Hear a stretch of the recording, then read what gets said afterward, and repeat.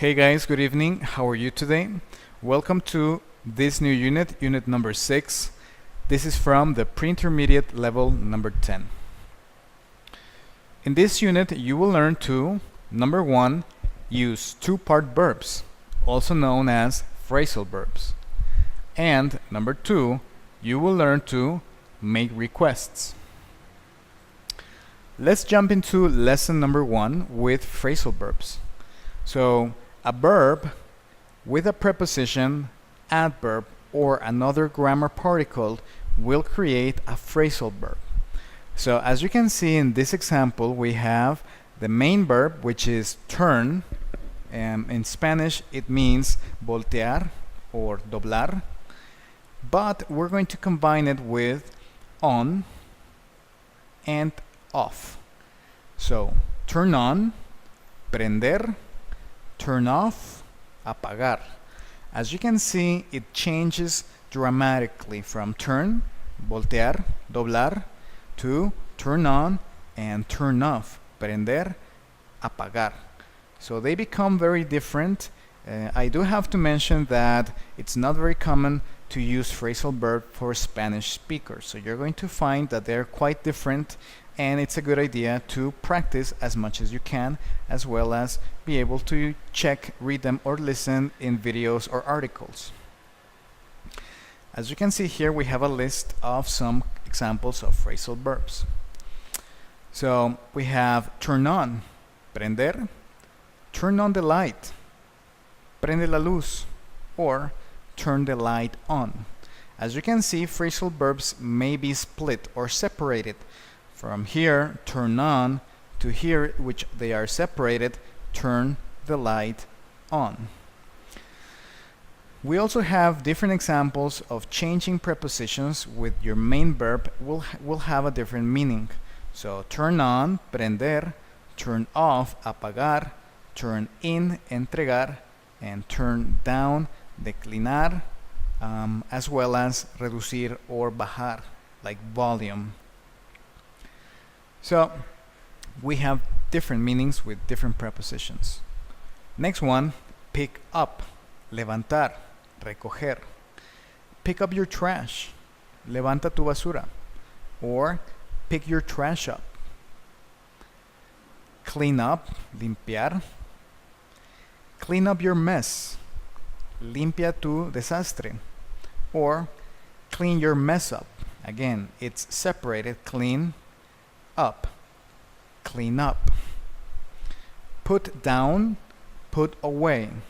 Put down, baja, bajar, and put away, alejar. So, for example, put down your phone, or put your phone down. Okay, so put down your phone, baja tu celular, referring to a situation where you're maybe on Facebook or WhatsApp and you're texting, and maybe the teacher says, hey, put down your phone, right? Or put away your phone. We have take off and take out. Take off, quitarse. Take out, sacar. Okay? So we have shoes using take off.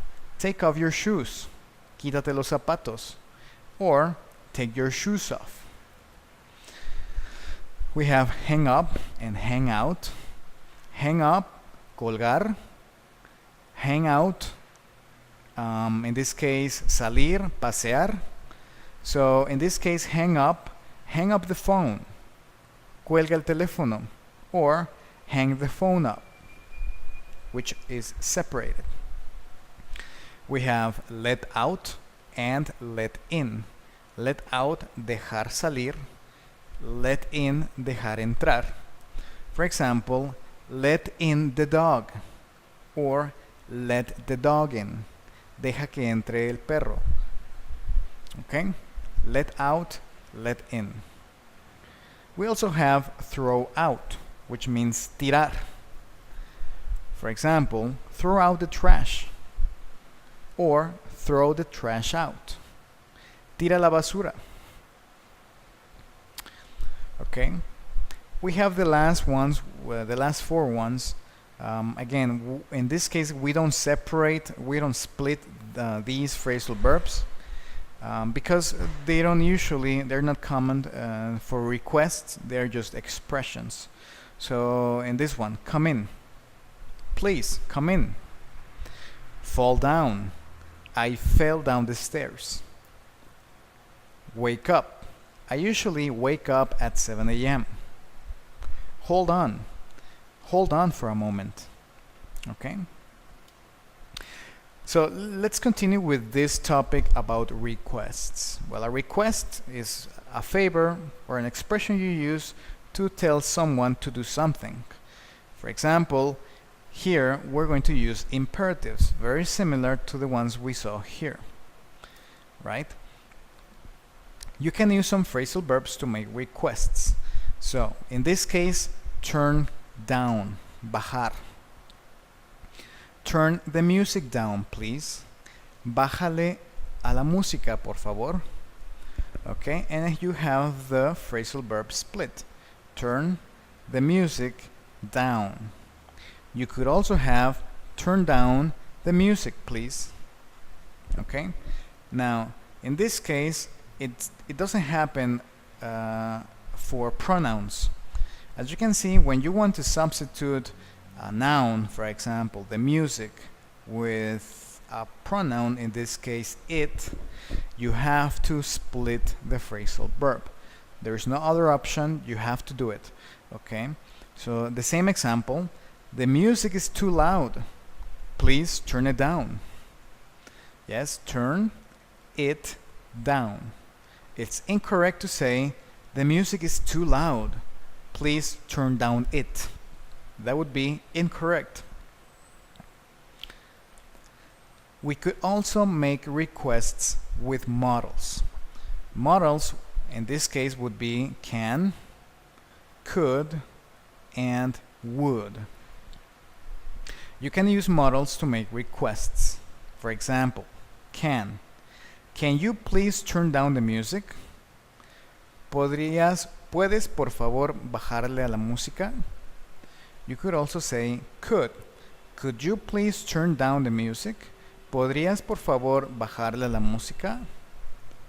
As you can see, I have my phrasal verb turn down. Remember that if I have a noun, I can split my phrasal verb. So I could say, can you please turn the music down? Or, could you please turn the music down? That would be completely correct. We could also use the modal would. For example, would you close the door, please? ¿Cerrarías la puerta, por favor? As you can see, we have would, and in this case, close is not an example of a phrasal verb. It's just a regular verb, right? Close. Here we have turn down because I am making the combination with a preposition, but just close is the main verb. So there's no need to separate anything because we do not have a preposition, adverb, or any other grammar particle. So remember, you can make requests asking a question with can, could, or would. Finally, you can make requests with would you mind. You can use this phrase to make a request as well. Now, it's important that when you use would you mind, the action or the verb has to be in the gerund form with ing. Turning, closing. As you can see, turning down is the same as the main verb with the preposition here, turn down. It changes with the ing form because we're using would you mind. Okay? But the idea is the same. You can put it together, turning down, or you can split or separate the phrasal verb, turning the music down. For the second one, we have closing, which is a main verb. It's not a phrasal verb. And it also has the gerund ing ending.